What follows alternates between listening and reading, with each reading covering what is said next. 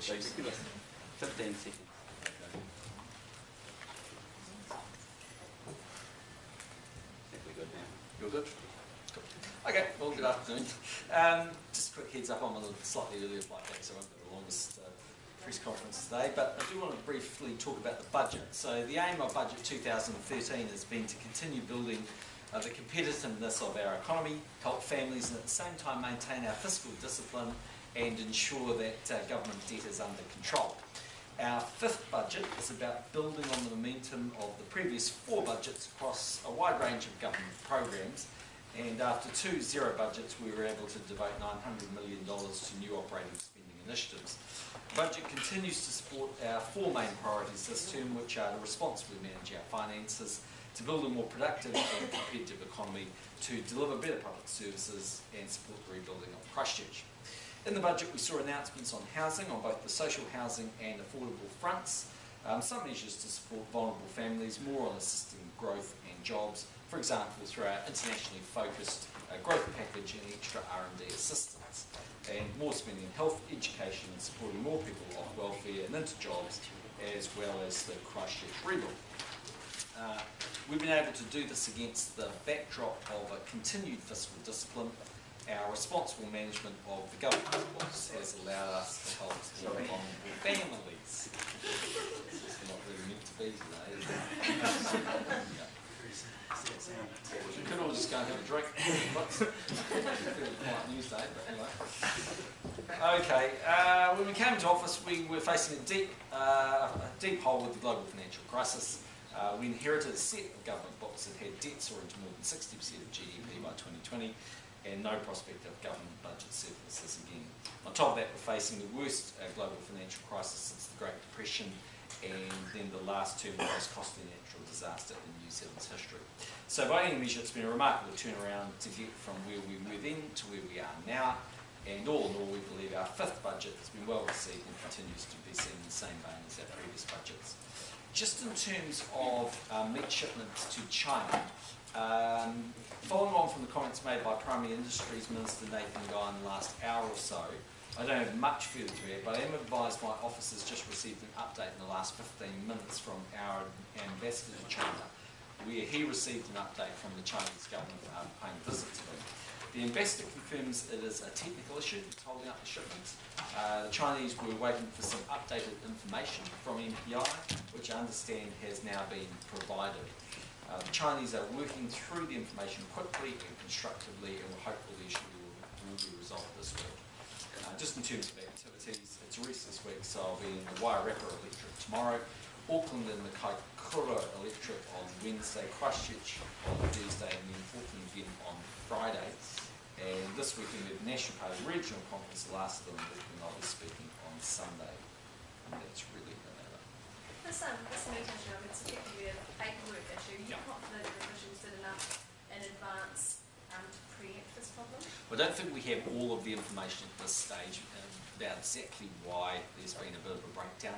It's a technical issue as we understand it, and the Chinese side have been asking for more information and have now apparently got all that information. But look, at one level, there's been changes on both sides. We've been changing the name of the organisation that's issuing those certificates. On the Chinese side, they've also been changing their procedures, and that's actually quite a good long-term thing because they are working on making sure that there's more robustness about their system. Therefore, the issue of counterfeit meat that is claimed to have come from New Zealand but maybe wasn't from New Zealand can be combated. So it's, look, in the long term, probably a good thing for New Zealand, but there's been a short-term pickup. When will this be sorted out? We don't have an exact date for that, but my understanding now from the meeting that the ambassador has, the Chinese side do have all of the information they now require. The chilled meat, I think, is processing. The frozen meat is being kept frozen, so that's really just a short-term delay. So I'm confident they'll get through as quickly. Are you satisfied with the time it's taken? These things are always, have a habit of sometimes taking a little longer than we would hope. I think both sides have been working through the information. So in the end, look, we'll have to go away and have a bit of a look and analyse what went wrong and why it took a little longer. I will say that we export to 160 countries in the world, and so from time to time these issues do present themselves, not so much on a systemic basis of a whole kind of category. It tends to be more by container, but it's not the first time it's happened in New Zealand. Given it's been a while since the name change though, there would have been a period, I suppose, logos or stationery and things, isn't that something you just kind of tick off and manage ahead of time? Yeah, and I think on the MPI side, they would probably say that they did advise the Chinese side of the change, via email and various other ways, but whether that was sufficient and enough, clearly there's been a problem now, we need to work our way through it, but the main issue is resolved in the really. So Were you was there some handling Chinese this concern that it was, Sorry. Are we handing this with unnecessary gloves because of this? Was the Australians that have done it, we'd be up in arms. No, I think we are doing everything we can to get the issue resolved as quickly as possible. I mean, the Chinese side want to buy our meat. I mean, one of the big things that they raised when we went on the Chinese trip most recently was that the Vice Minister and a number of other very senior politicians said to us the desire is to buy more meat from China. So I don't think there's really any issues there. As I said, I think it's not unusual for there to be the odd problem. It's just that this escalated to something a little bigger, and it was at that point I think they realised it was a real issue they had to contend with. Initially, quite so short. you mentioned the issue of counterfeiting. Was there concern from the Chinese side that this was counterfeit meat? I don't think so, but I think they've changed their system, so it's changes on both sides, and it's the change in their system of making sure that everything fits their new system that's been part of the issue. As I say, that robustness over time will help New Zealand, but in the short term, it's also been one of the contributing factors. But we don't claim to have all the information. The Meat Industry Association says that there's been tens of millions of dollars and hundreds of tonnes of meat held up. All of the beef and sheep meat has been held up, the frozen stuff, for the last 2 or 3 weeks. Is that your understanding? No, I don't think I could confirm it's that volume or that length of time.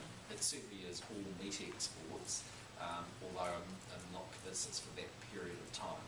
And some meat has been processed, the chilled meat has been processed as I understand it. But not food. No, it's frozen meat. Do you think this is an issue of protectionism? No, I don't. I don't think this is an issue at all of that. I think the Chinese have got a significant appetite at the consumer end for New Zealand meat. They do want to purchase that, and in fact they see New Zealand as a very good supplier. I think it genuinely is one of those situations where it's possible we can talk past each other.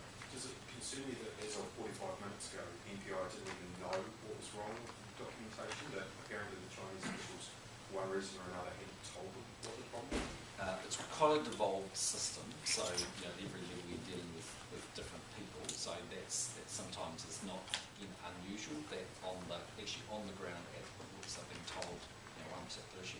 The Chinese side has been requesting information and New Zealand has been presenting it, and for the most part I think the view that MPI held that it was a technical issue of documentation has proven to be correct. That's what the investors confirmed as of the very recent meeting got out of 15 minutes ago. Do you think this will at all affect New Zealand's trade relationship with China? No, not in the slightest. I mean, China's a big growth market for us. The potential for meat exports to China is exponential, and long term, I think the processes will actually help New Zealand, but it's been a small short-term hiccup. Are you happy that the Chinese officials have been acting in good faith, considering no talks happened over the weekend because it was the weekend and they've only obviously entered a discussion with our officials today about it? Yeah, again, look, as I said, I don't want to get into the blame game, but I genuinely do not believe there's anything more sinister about this. I think it's just a simply matter where the parties have had some changes in their procedures. They've been a bit talking past each other, and now we'll be on resolve. Given all the work that we've been doing with China, and particularly with Alpha at that high level over the last few years, are you surprised it's taken so long to work out something like this?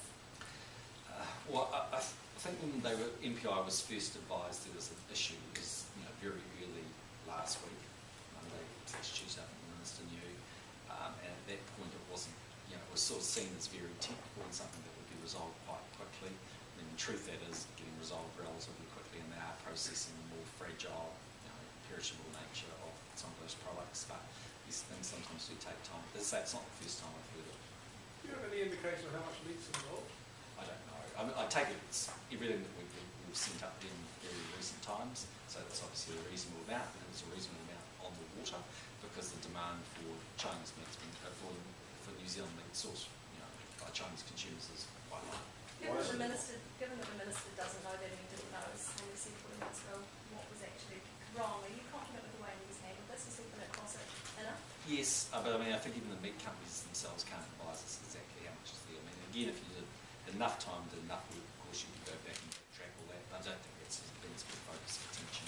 Has this happened before, and if so, how often In other markets, yes, without doubt, there's been issues where containers are held up or shipments are held up. There's been problems. Let's say we export to 160 countries. So if you ask our ambassadors and high commissioners around the world, I think they'll tell you from time to time, yes, they've dealt with these issues. I can't tell you authoritatively about the Chinese situation where this happened before. It's just something we don't know, but I suspect that in years, yes. Why is that affecting owners' needs? Why not milk? Why not animal hides or other animal products? Yeah, so that's to do with the change on the Chinese side. So as I say, our change is going from NAFTA into food safety going to MPI, but on their side it's the changes in the procedures of the way that they're dealing with meat. Just the family carers, the bill that passed with the budget legislation of the weekend, has been some concern about a clause that's been found to be unconstitutional, not allowing any further court action over that. What's your response? We certainly believe it's legal and constitutionally correct. I mean, I think what it does demonstrate is this is a really challenging issue about where you draw the line between family responsibility and where the state should play a role. There's no doubt that the court case involving Atkinson changed fundamentally where the Crown saw its responsibilities in terms of parents looking after adult disabled children or disabled adults. So there's no question that changed that where that line is drawn. I think the government's been trying to work through what is both fair and sort of reasonable as a line. And as a general rule, I think New Zealanders would accept that parents have responsibilities to look after their children. The difficulty here, and the reason why the court case was successful, is that there probably in general terms isn't an expectation that a parent would look after a child as they turn to an adult for the rest of their lives. That's not normally what happens. There's some support, but not necessarily the level of support that's actually required for a severely disabled person. And so, it is probably appropriate that the Crown will pay those parents in what is a family situation to be the caregiver, and that's the move that we're making. So would you ever get court cases to be taken to take that further, and you might delete them? Well, I think there would be other court cases over time if the government hadn't taken the steps that they had. There's a bit more work, as I understand it, that Ministry of Health is looking at a few other situations which could have characteristics which are similar. And so over time, I think there will be debate about these issues. But I mean, as a general rule, we would say that in terms of support for New Zealanders, there's lots of areas where we give support. So even in the case of now, parents looking after adult disabled people or family members, that the support in terms of paying for that role as a caregiver is only one small part of the support mechanism that we provide. So we would say for children, where parents are looking after children that are disabled, actually we wouldn't pay a caregiver's role, we'd pay other costs, but there's an expectation that most parents will look after their children if they're disabled or not. So is that one of these other cases that you're suggesting perhaps parents with disabled children paying as well? Well, there's lots of other potential categories that you could potentially make a case for, but there's one other particular category that the Minister's looking at, and some more work will be done over the next 12 months on that. In the Gerald Shirtcliffe case and what was involved with CTV, the Australian police have decided not to pursue charges against him. Are you satisfied that this is moving fast enough? Look, I really don't have any details on that. I mean, I've seen the announcement by the Australian police, and I can't really add much more because I don't have all the details that they looked at. Is this a top priority though for the victims' families to feel like they have some kind of closure? Yeah, well, I understand completely how those families would feel and the enormous pain they've gone through, and the need to feel that someone stands up and takes responsibility. But look, unfortunately, sometimes these things legally get very messy, and that needs to be the case. Why did the government decide to not go ahead with the departure taxes? We looked closely at it. It's fair to say, as Minister of Tourism, I was attracted to the idea initially because I wanted to spend more money promoting New Zealand, and it wasn't immediately obvious to me that there would be resources available to fund the expansion of our marketing activities, particularly into new markets and the likes. In the end, we managed to find a way of financing that was arguably less disruptive, and so we abandoned the departure tax.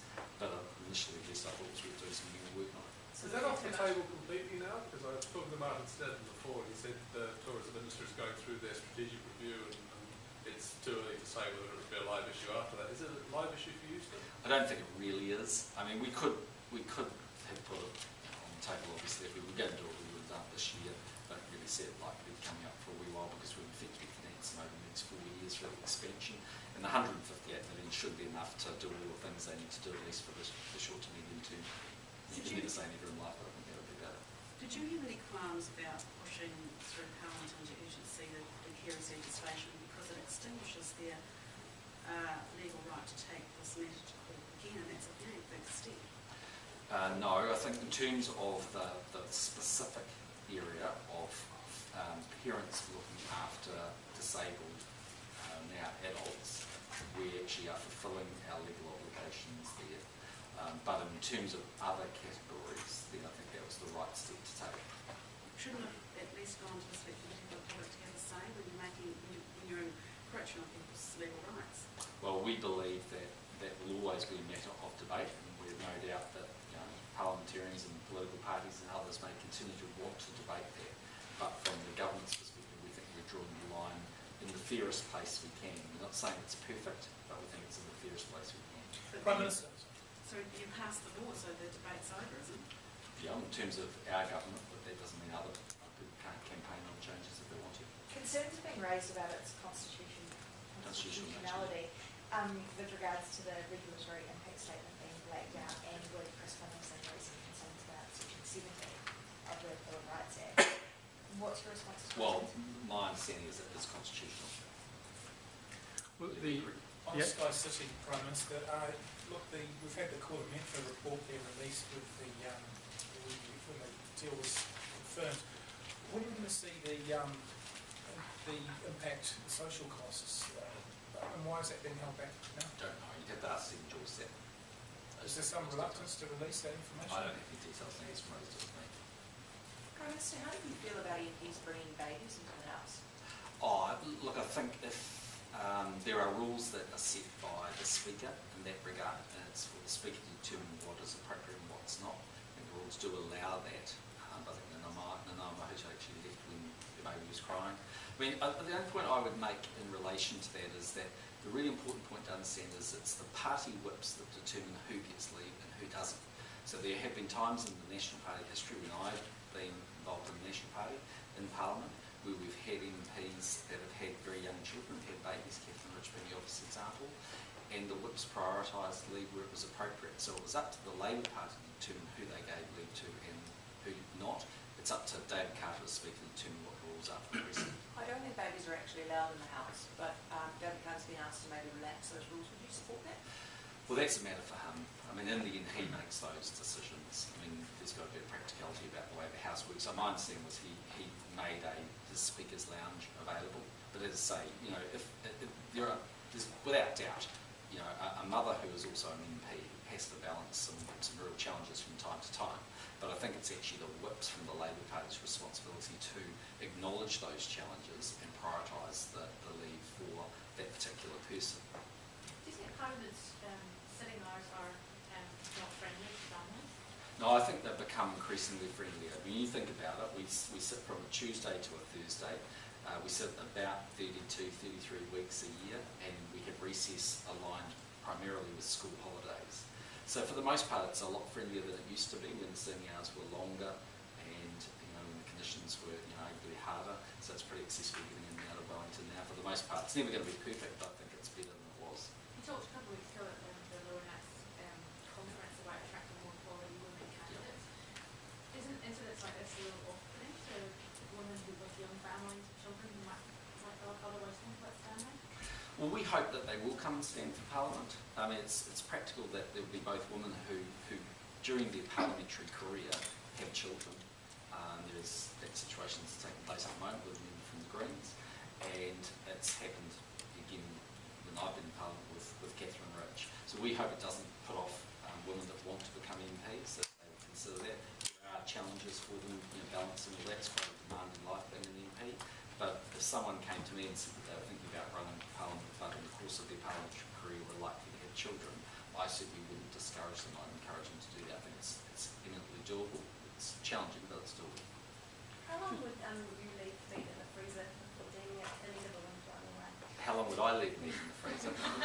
You're really asking the wrong guy. I'm not Master Chef, I'm Prime Minister, but maybe 6 months in a law thing to say. Just going back to the carers situation for a moment. If they are prevented now from taking a case on the basis of feeling they're discriminated against either by the government or the DHB, and the avenue of going to court isn't open to them, what avenue is open to them, in your opinion? It's the avenue of making their feelings publicly known. I mean, the government's position is quite clear. We've laid out our position. We've allocated $94 million for additional funding in this area. And as said earlier, it's a difficult situation of where to exactly draw that line. But you've got to remember, if you look in the history of Parliament, in previous situations, actually family members have not been paid to be caregivers. So any changes that may have been arguably advancements, but there are lots of permutations and combinations which could impose a very significant liability on future governments. And there's also a sort of general perception, I guess, of where state responsibilities start and stop and where family responsibilities start and stop. And that's always subjective. Different people will have a different view on where that line should be drawn. Agreed. The constitutional point, though, is whether given that the case last year was won on the grounds that the government's position infringed BORA, are you confident that your current position will not be subject to the same challenge, that it discriminates as well against rights under BORA? Well, as confident as we can be. I mean, in the end, it's our responsibility as the government to pass the law that we believe reflects what is appropriate. Today, the Salvation Army put out a report that showed growing inequality between Pacific peoples and other New Zealanders. What's your response to that? I've actually read the report, but I mean, I'm aware of it. And I mean, all I would say is that there's no question that the last 4 or 5 years have been very tough on lower income New Zealanders, notwithstanding the government doing everything it can to support them through the maintenance of programs like Working for Families and Entitlements and the likes. What's also true is we know from our general stats that Pacific people, there's a group of Pacific people who are lower income workers, so it's not surprising that they have been more badly affected as a group. But the government is working hard to basically make sure that the economy delivers jobs and opportunities, and that we are doing everything we can to make sure that young Pacific people are getting opportunities and access to education that can advance their careers. So we're working on a number of initiatives in that front. There's a reduction in this year's budget for the Ministry of Pacific Island Affairs. Is that going to help with their charge of lifting forward outcomes of Pacific people? I don't think that's correct, and I'm pretty sure the Minister's going to put out a statement clarifying that position later on this afternoon. Just going back to the carers again, I mean, if you're confident that this is Finch's constitutional, why is the advice on this, why is it being backed out from the regulatory impact statement so we can see for ourselves? Well, it does continue generally. Prime Minister, in the budget, GCSB got 10 million less in output expenses this year. Why the less money? Yeah, because their operational funding hasn't changed, their capital funding has changed, and we don't, for obvious reasons, go into which particular capital funding projects we fund for clear reasons. But you wouldn't have to be a rocket scientist to work out that they've got a new building, and that might have been paid for, in which case they don't need the money now. And just going back to Sky City, the advice that Cabinet's received in terms of social costs, what does that say? Again, you'd be best to go and direct. You have seen it though, haven't you? Yeah, well, I don't have it with me, so you're best to go and ask Stephen Joyce. Can you give us an update on the talks around solid energy? Talking to the banks and Treasury the last update we had, I think. Can you say that now? Well, it's fair to say the government is trying to work its way through a sensible outcome. So there are many options on the table. None of them are terribly palatable. But we're doing our best to try and resolve what is a quite broken company. Do you have any problems with the banks having to take haircuts on the debt that they've No, it's my expectation that they would. Is it still possible a company might fall over completely? Well, every option's theoretically on the table, but we're doing our best to try and work through what's a sensible sort of outcome. in a very serious state. And, all of the interested parties are working to see whether we can come up with an outcome that will deliver the best result. But, it's fairly serious. Is it more, the more you look at it, the more that you find that it's sort of worse factors? There are different elements of it. I mean, there's been some work done for the government by external consultants, and I think they would indicate some parts of the business are in better shape than others. So in totality, it's probably got no equity left, and significant debts, but that doesn't mean there aren't some parts of it that are potentially genuine business. The question is, how the government can take the next step and what's required. And to say there's a number of options that we genuinely have not really managed to flesh out yet. We're working through that and need a bit of time. Seems to have been a drawn-out process, though. How much more time do you need? Well, clearly a bit more, because we just simply don't have the answers to that yet. We know what the potential options are, but with that, we don't have clarity. And the Koromenta report's only just been received, I think, and the ministers that are responsible for that have only just had an opportunity to have a look at it, but they're not in a position to advise me what they think that we should do next. What's the time frame we're looking to at this point? I think within the next month or so, we'd like to get to a point where we can at least give some clarity about next steps. Are you concerned that banks, if they had to take a haircut, would treat other state-owned enterprise debt differently and be less keen to lend? No, I don't think they've ever believed that there was an implied government guarantee there. I think they've always been conscious of the risks, and but what the next steps are will be interesting for everybody, but that's it. Well, has Mark Ford been talking a bit too cheerfully about this? Because a couple of weeks ago he said he personally thought it was a real go of the turnaround plan that they come up with. Well, I haven't seen his turnaround plan, so if it is, that'll be great, but it's not advice I've just yet. Are you able to tell us which bits are savable or viable? I haven't read the report, I just had an oral briefing on it, and I only got it very, very briefly. So your advice is that there's no chance of a turnaround plan? No, not at all. I said there's every option on the table. There's a big range of options. But what happens next, I can't tell you. We don't know. We'll need more time to work our way through it. But you don't sound very optimistic. No, it's not that. There's a range of potential options. Has Mark Ford painted you into a corner a bit? No. Let's wait and see. Even if he made that statement 2 weeks ago, he wouldn't have seen the report yet. As I said, the report on the top line that I was orally advised says there's some good bits and there's some challenging bits, but there's a lot of debt and not a lot of